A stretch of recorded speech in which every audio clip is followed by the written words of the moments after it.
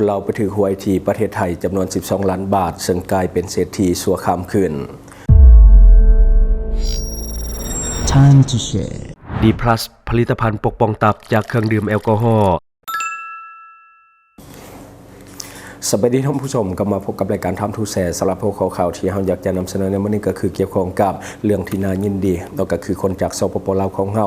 ไปเหตุเวียกในประเทศไทยแล้วก็ไปถือหวยรางวัลที่1ในประเทศไทยจำนวน2 ใบ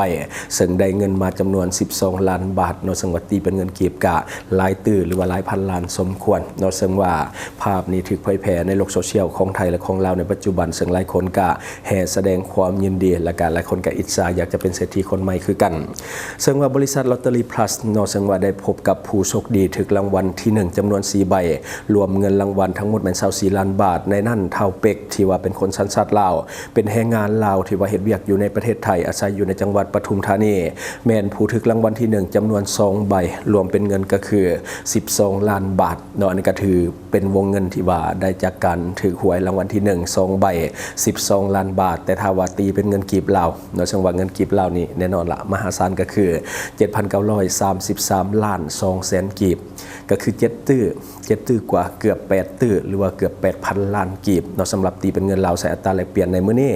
ซึ่งกลายเป็นเศรษฐีคนใหม่ของเราอย่างไวว่าซึ่งว่าหลายคนก็เข้าไปแสดงความยินดีเพราะว่าแฟนเพจต่างๆในลาวในปัจจุบันก็ถือว่าแชร์ข่าวนี้ค่อนข้างที่จะหลายแล้วก็ในแฟนเพจของไทยก็หลายคือการข่าวสดถือว่าเป็นเพจใหญ่ที่สุดในประเทศไทยก็นำเสนอข่าวนี้เช่นกันล่าสุดบริษัทลอตเตอรี่พลัสได้นำเงิน12 ล้านบาทก็คือไปมอบให้ถึงมือเศรษฐีคนใหม่ที่จังหวัดปทุมธานีประเทศไทยเป็นทีเหี่ยมห้อยแล้วก็คือบริเดินทางมาหับที่ลอตเตอรี่พลัสเนาะแต่ว่าเดินทางไปมอบให้ที่บอนเฮ็ดเวียกของผู้ชายคนนั้นก็คือเฒ่าเป็กที่เป็นคนลาวก็คือไปถ่ายรูปถ่ายหออยู่พุ่นเฒ่าเป็กได้เปิดเผยว่าดีใจหลายและก็ได้นำเอาเงินที่ได้จากการโชคดีในครั้งนี้ไปเฮ็ดตามความฝันก็คือจะกลับไปบ้านที่สปป.ลาวแล้วก็จะซื้อรถใหญ่เพื่อเป็นของขวัญให้กับพ่อกับแม่ตามที่ตนเองเคยได้ตั้งใจเอาไว้แต่เมื่อก่อนเฒ่าเป็กบอกอีกว่าตนเองได้ซื้อลอตเตอรี่พลัสนั่นก็คืองวดนี้เป็นงวดที่3แล้วซื้อไว้งวดละ2 ใบเท่านั้นนั่นก็คือบ่ได้ซื้อหลายบ่คิดว่าในงวดที่3จะถูกรางวัลที่1 12 ล้านบาทเหมือนดังฝันที่ยังบ่ทันตื่นนั่นก็คือมันหลายปานนั้นเนาะก็คือแบบฟันคือยังฟันอยู่ว่าสินะมันแทบจะบ่เป็นความจริงเพราะว่าเป็นแรงงานไปเฮ็ดเวียกในประเทศไทยเงินเดือนมันก็บ่ได้หลายปานใดแต่พอมาถึงเลขของ12 ล้านบาททุกอย่างมันพลิกผันซึ่งว่าผู้สื่อข่าวรายงานว่าภายหลังที่ได้รับมอบเงินสำเร็จแล้วเนาะเฒ่าเป็กได้บอกเลขไว้เป็นเลขท้าย2 โตวก็คือ25เผื่อว่ามีผู้อยากจะเสี่ยงโชคต่อไปและก็อาจจะเป็นผู้โชคดีคือกับเฒ่าเป็กในครั้งนี้อันนี้ก็คือในของข่าวเนาะสำหรับคนลาวที่ว่าไปถึกเลขอยู่ประเทศไทยหรือว่าถึกหวยที่ประเทศไทยถือว่าเป็นข่าวที่น่ายินดีของเขาเจ้าเนาะจะได้พลิกชีวิตจากแรงงานก็จะไปเป็นเจ้าของกิจการหรือว่าอาจจะเป็นเศรษฐีคนใหม่เวลากลับมาอยู่บ้านเฮาเนาะจะได้ก็ตามแสดงความดีใจกับเศรษฐีคนใหม่ของเรานอกจากเฮงแล้วเนาะก็ยังเป็นคนดังขึ้นมาชั่วข้ามคืนก็คือเฮงได้เงินจำนวน12 ล้านบาทและก็เป็นคนดังเพราะว่าได้มีแฟนเพจข่าวต่างๆเขาจะนำเสนอค่อนข้างที่จะหลายในประเทศไทยก็เป็นเพจใหญ่ก็คือข่าวสดก็เอาลงคือกันเนาะก็ถือว่าเป็นคนดังชั่วข้ามคืนสำหรับผู้ที่ว่าถือเลขโชคดี12 ล้านบาทที่ประเทศไทยเนาะอันนี้จบไปสำหรับเรื่องน่ายินดีบัดนี้มาเบิ่งอีกเนาะข่าวหนึ่งที่เกี่ยวข้องกับลาวและไทยก็คือเจ้าหน้าที่ของไทยได้จับกุมผู้ที่ว่าลักลอบนำเข้าก็คือเข้ากำจากประเทศลาวเข้าไปยังประเทศไทยแบบผิดกฎหมายโดยใช้รถบรรทุก18 ล้อก็คือรถพ่วงบรรทุกข้าวเหนียวสีดำหรือว่าข้าวกำนลักลอบเข้าจากประเทศลาวนี่แหละเอาเข้าประเทศไทยโดยที่ว่าบ่ผ่านด่านภาษีหรือว่าสรรพากรมูลค่ารวมกันเกือบ2 ล้านบาทเมื่อวันที่16 ตุลาคม ปี 2025เจ้าหน้าที่ตำรวจของไทยหลายภาคส่วนและก็ได้กวดค้นรถบรรทุกพ่วงยี่ห้ออิซูซุป้ายทะเบียนเชียงใหม่บริเวณถนนบายพาสวงเวียนใหญ่มุกดาหารตำบลบางไทรใหญ่อำเภอมุกดาหารจังหวัดมุกดาหารเนื่องจากว่าได้รับข้อมูลว่าจะมีการขนสินค้าที่ว่าบ่ผ่านพิธีทางภาษีหรือว่าสรรพากรอย่างถูกต้องผลการกวดค้นพบข้าวเหนียวสีดำหรือว่าข้าวกำที่มีแหล่งกำเนิดจากประเทศลาวบรรจุอยู่ในกระสอบจำนวน550 กระสอบหรือว่า550 เป่าโดยจังหวัดแต่ละเป่าน้ำหนัก50 กิโลกรัมน้ำหนักรวมกันก็คือ 27,500 กิโลกรัมหรือว่าตกอยู่ประมาณ27.5 ตันโดยจังหวัดก็เต็มรถ เนาะมูลค่ารวมๆกันก็คือ 1,925,000 บาทเนาะอันนี้ก็คือมูลค่าตัวจริงกรณีนี้เป็นการเหตุความผิดตามมาตรา242และก็246แห่งพระราชบัญญัติภาษีส่วนสหกรณ์ปีพ.ศ. 2560และก็กฎหมายอื่นที่เกี่ยวข้องซึ่งเป็นสินค้าที่ควรถูกยึดตามมาตรา166โดยอาศัยอำนาจมาตรา167พระราชบัญญัติภาษีส่วนสหกรณ์พ.ศ. 2560ได้ยึดของกลางดังกล่าวส่งให้กับด่านภาษีส่วนสหกรณ์มุกดาหารเพื่อดำเนินคดีตามกฎหมายต่อไปเนาะอันนี้ก็คือเรื่องของการค้าขายเถื่อนเนาะที่จริงนะผ่านด่านก็บ่ได้เสียหลายบ่ได้ดอกคันเฮ็ดให้มันถูกต้องก็ตามกฎหมายหั่นแหละคนอื่นกระจายเฮากระจายคือกันแต่ว่าอันนี้ก็คือหัวใหญ่เนาะอยากจะหลีกเลี่ยงภาษีแล้วก็นำเข้าแบบไปขายให้มันได้กำไรหลายๆเนาะสินค้าหลายปานนั้นก็ยังกล้าที่จะลักลอบเอาเข้าคันว่าคนผ่านเหือตามช่องทางธรรมชาติแบบนี้ก็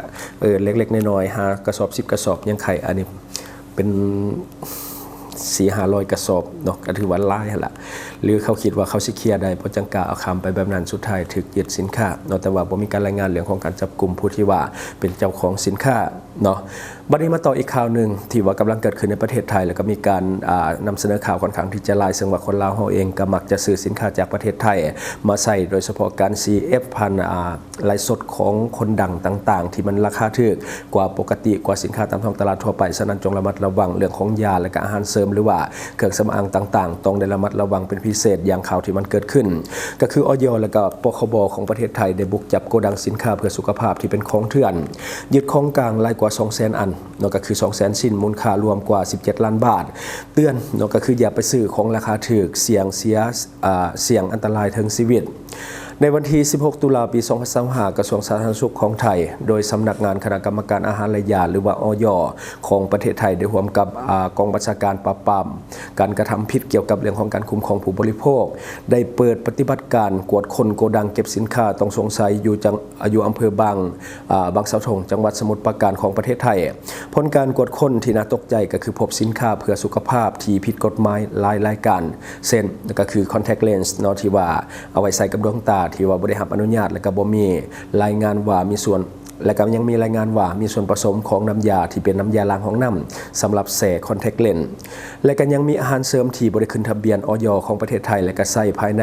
และก็เครื่องใส่ภายในบ้านอีกจำนวนหลายรายการที่มันเป็นอันตรายกับผู้ที่ว่าบริโภคเนาะและก็มูลค่าความเสียหายของกลางทั้งหมดรวมกันที่เป็น 200,000 กว่าอันหรือว่า 200,000 ชิ้นมูลค่ารวมๆกันกับ17ล้านบาท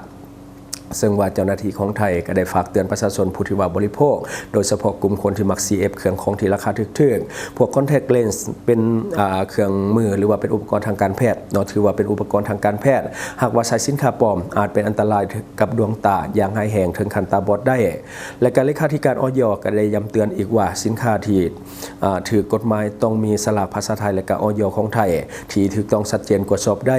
อย่าลงเชื่อสินค้าราคาถูกผิดปกติเพราะว่าเป็นของปลอมที่เป็นอันตรายต่อสุขภาพของผู้บริโภคเจ้าหน้าที่ได้กวดยึดสินค้าทั้งหมดเพื่อที่จะดำเนินคดีและก็ขยายผลหาเครือข่ายผู้ร่วมกระบวนการต่อไปเนาะนี่ก็คือเรื่องของสินค้าปลอมที่ว่าเกิดขึ้นในประเทศไทยก็ถือว่าเป็นประเทศหนึ่งที่กวดพบสินค้าปลอมหลายเช่นกันและประเทศเฮาก็มักใช้สินค้าที่มาจากประเทศไทยหลายเช่นกันเนาะฉะนั้นถ้าใดที่ว่ามัก F ของจากฝั่งไทยโดยเฉพาะ TikTok Live หรือว่า Facebook Liveของมันถึกๆแบบไปเอฟเครื่องเข้ามาว่าสินะโดยเฉพาะกลุ่มสินค้าที่แบบเขาจะไล่สดแบบถึกกว่าราคาตามท้องตลาดทั่วไปอันนี้ต้องได้ระมัดระวังของถึกนี่